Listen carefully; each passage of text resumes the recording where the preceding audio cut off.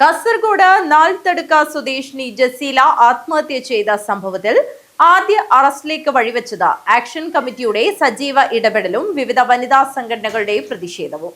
ജസീലയ്ക്കെതിരെ വ്യാജ ആരോപണം ഉന്നയിച്ച പോവല്ലെ ആയിഷയെയാണ് കഴിഞ്ഞ ദിവസം വിദ്യാനഗർ പോലീസ് ആത്മഹത്യാ പ്രേരണാ കുറ്റം ചുമത്തി അറസ്റ്റ് ചെയ്തത്. സംഭവത്തിൽ കൂടുതൽ പേരിലേക്ക് അന്വേഷണം നീളുമെന്ന സൂചന നൽകി പോലീസ്.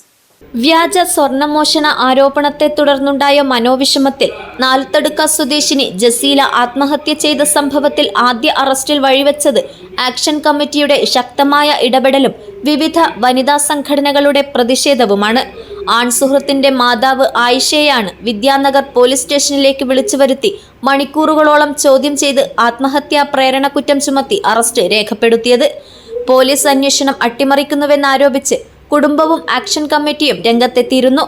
ആരോപണ വിധേയരെ ചോദ്യം ചെയ്യാൻ പോലും പോലീസ് തയ്യാറായിട്ടില്ലെന്നും തെളിവ് നശിപ്പിക്കാൻ പോലീസ് കൂട്ടുനിൽക്കുകയാണെന്നുമുള്ള ഗുരുതര ആരോപണവും കുടുംബം ഉയർത്തിയിരുന്നു.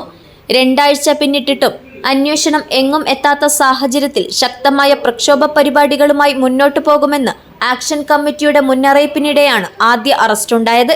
വിദ്യാനഗർ SHOയുടെ നേതൃത്വത്തിലാണ് അന്വേഷണം പുരോഗമിക്കുന്നത്. സൈബർ സെല്ലിന്റെയും സഹായത്തോടെയാണ് അന്വേഷണം. മോഷണക്കുറ്റം ആരോപിച്ചതിൽ മനംനൊന്ത് കഴിഞ്ഞ 15-ാം തീയതിയാണ് ജസീല എലിവിഷം കഴിച്ചത്. ആശുപത്രിയിൽ ചികിത്സയിലിരിക്കെ ഫെബ്രുവരി 20-ന് മരണം സംഭവിക്കുകയായിരുന്നു. തന്റെ നിരപരാധിത്വം ചൂണ്ടിക്കാട്ടിയ വീഡിയോ ചിത്രീകരിച്ച ശേഷം ബന്ധുക്കൾക്കും സുഹൃത്തുക്കൾക്കും അയച്ചുകൊടുത്തതിനു ശേഷമായിരുന്നു ആത്മഹത്യ. ചെയ്യാത്ത തെറ്റിന്റെ പേരിലാണ് താൻ അപമാനം നേരിടേണ്ടി വന്നതെന്നാണ് വീഡിയോയിൽ ജസീല പറയുന്നത്. പോലീസിൽ പരാതി നൽകാൻ ശ്രമിച്ചെങ്കിലും അത് സ്വീകരിക്കാൻ പോലും തയ്യാറായില്ലെന്നും ജസീലയുടെ വീഡിയോയിൽ പറയുന്നു. ജസീലയുടെ സുഹൃത്തിന്റെ വീട്ടിൽ നിന്നാണ് 9.5 പവൻ നഷ്ടപ്പെട്ടു എന്ന പരാതി വരുന്നത്. ആദൂർ പോലീസ് സ്റ്റേഷനിൽ പരാതി ലഭിച്ചതിനെ തുടർന്ന് ജസീലയെ വിളിച്ചുവരുത്തി ചോദ്യം ചെയ്തിരുന്നു. എന്നാൽ സംഭവത്തിൽ ജസീലയുടെ പങ്ക് തെളിയിക്കാനായിരുന്നില്ല.